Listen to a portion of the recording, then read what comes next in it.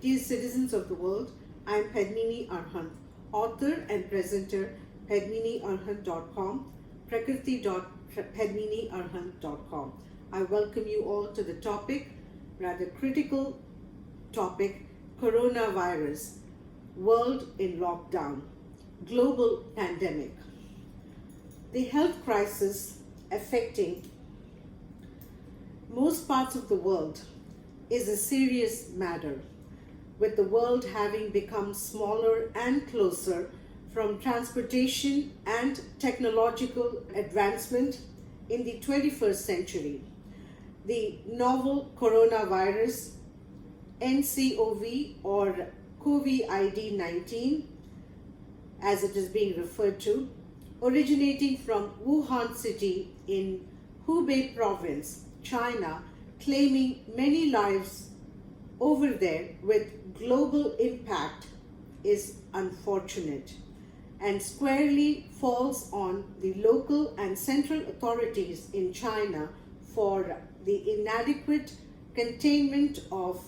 this deadly virus. China, having experienced earlier outbreaks of coronavirus family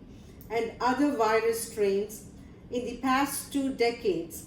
could have adopted stringent methods and imposed rules along the line, prioritizing public health and safety in the prevention measure. The subsequent steps in Wuhan's lockdown was rather aggressive in terms of welding apartment buildings, gates and doors, prohibiting exit of residents, slighting grave danger of such actions in the event of incidents like fire and other possible emergencies arising in the apartment complex. There was obvious failure in response mechanism and handling of the repeat outbreak in Wuhan, China, with a contagion effect worldwide. The Chinese authorities in Beijing muzzling the whistleblower, the young physician Li Wenliang, alerting the community and authorities, having to pay a price with his life and several other citizens in China who fell victims to COVID-19, followed by those in many parts of the world, speaks volume on the state of affairs, that is, politics endangering lives, with authorities exerting power to silence legitimate concerns like the one from Dr. Li Wenliang, and series of lapses in addressing the problem from the very beginning, considering the history of epidemics from China or anywhere rapidly shared with the rest of the world through constant stream of travelers crisscrossing various destinations world over. The NCOV or COVID-19 being attributed to transmission from animal to human and mutation thereafter, causing the pandemic, clearly indicative of the lack of appropriate system monitoring and curbing incidents in wet markets and animal husbandry, identified as the catalyst, not for the first time but also previously noted in the wake of H1N1, SARS, MERS and now COVID-19, clarified the absence of critical inspections and importance to clean, healthy environments in handling meat products sold to the public in open markets. Yet another issue is wild animals and variety of species landing on the food table as delicacies for human consumption beckon attention and discernment to spare them, as they cause disruption in nature-designed food chain with dire consequences on natural habitat and ecological balance, depriving members in the wilderness from their original prey for survival, contributing them to endangered category. Nature has provided more than enough food producers and choices for humans to feed on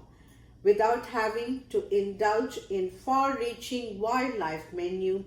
not necessarily meant for satisfying normal appetite, instead exploring extravagant desires like the items serving as aphrodisiacs for some and others experimenting medicinal value to deal with illnesses in a raw condition often prove to be recipes of disaster. The government intervention through education and orientation on health hazards of such practices in the rural, remote, and urban areas of the country is essential to save lives in all frontiers, that is, humans and natural conservation. Since the preparedness to combat pandemic is always challenging regardless of economic and healthcare affordability for nations worldwide, the preventative course would significantly mitigate the spread of the disease upon individual discipline and commitment in adherence of public health care advisory on hygiene and limiting social contacts given the nature of the virus to contaminate anyone or anything, resulting in massive suffering notwithstanding the toll on global economy. Citizens across the globe, respecting healthcare experts' warnings and heeding recommendations on the ways and means to cope with the virus and cooperation in de-escalation of the current pandemic would effectively restrict the proliferation of the victims and reduce casualties from the alarming COVID-19 virus.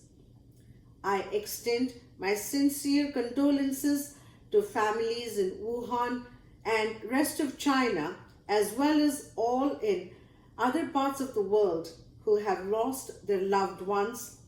to the preventable pandemic, and hold the ones affected by the virus in my thoughts and prayers for speedy recovery. And my final comment is for people to be wise, stay calm and healthy. I'm Padmini Arhant, author and presenter, padminiarhant.com, prakriti.padminiarhant.com. Thank you all for your attention and interest. Thank you.